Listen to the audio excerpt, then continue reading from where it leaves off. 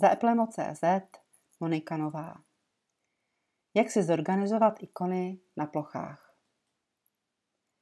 Abych neměla hodně ikon na ploše iPhoneu, využívám možnost takzvaných vnořených složek. Znamená to, že využiji shodných znaků některých aplikací a ty vložím do jedné složky a označím ji názvem společného znaku. V tomto případě vložím ikonu pro iBooks do složky s ostatními aplikacemi od Apple.